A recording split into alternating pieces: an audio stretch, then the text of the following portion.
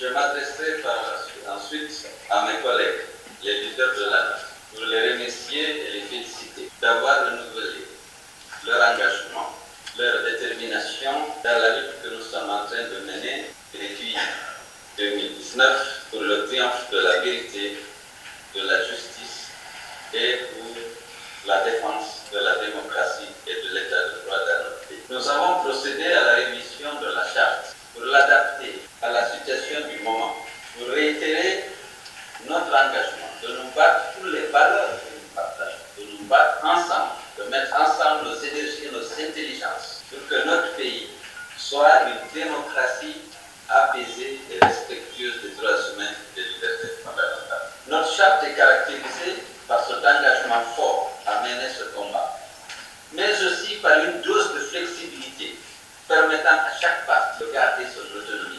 Comme Dr Diao l'a dit, alors chaque parti garde son indépendance, garde son autonomie, et nous savons que la vocation de chaque parti politique, c'est de participer aux élections pour s'évaluer, pour se faire connaître et pour convaincre justement les compatriotes du bien fondé de la ligne suivie et des objectifs qu'il s'est fixés.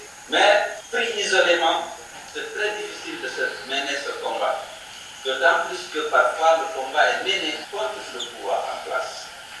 Parce que lorsque le pouvoir a tendance à violer les règles et les principes de l'état de droit et de la démocratie, non seulement il viole les droits des citoyens, mais également il compromet l'avenir de la nation. Donc il faut nécessairement contrer toutes les vérités visant à compromettre la promotion de ces valeurs.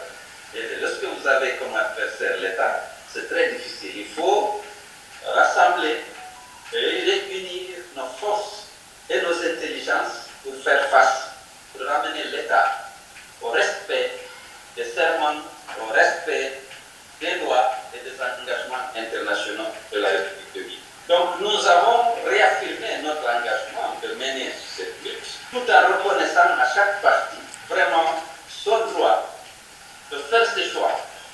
Mais si nous sommes dans le cadre de la charte, éviter de nous critiquer en public et ramener le débat à l'intérieur. Parce qu'on ne peut pas être dans une coalition, avoir des instances où nous pouvons discuter de tous nos problèmes et aller au nom de la liberté d'expression, au nom de la liberté, aller vers la presse pour attaquer un collègue. Je pense que ça, c'est contraire à la discipline de la charte, c'est contraire à la discipline des partis politiques, même à l'interne. Les militants et les responsables d'un parti doivent débattre de leurs problèmes, de leurs opinions à l'intérieur des partis, à l'intérieur des instances prévues à cet effet, mais pas dans le débat. Sinon, c'est de l'indiscipline. Nous avons dit ici, chaque parti garde son autonomie, mais nous instaurons une discipline du groupe que nous sommes engagés à respecter. Et à chaque échéance électorale, on verra quel type d'alliance on peut nouer, étant donné que chaque parti a vocation à gagner des élus, à se faire connaître, à prendre son programme dans le cadre de la campagne. Mais si parfois nous n'unissons pas nos forces contre des adversaires communs, eh bien, nous risquons de faire qu'on verra comment justement, au cas par cas, nouer des alliances et puis peut-être faire s'entraider pour que le groupe gagne. La victoire de la NAT, c'est aussi la victoire de ses composants. Donc, en tout cas, je remercie la commission qui a travaillé pour la révision de l'ancienne charte et pour la rédaction de cette charte que nous venons d'adopter en apposant nos signatures respectives sur le document. Félicitations à tous. La NAT pourra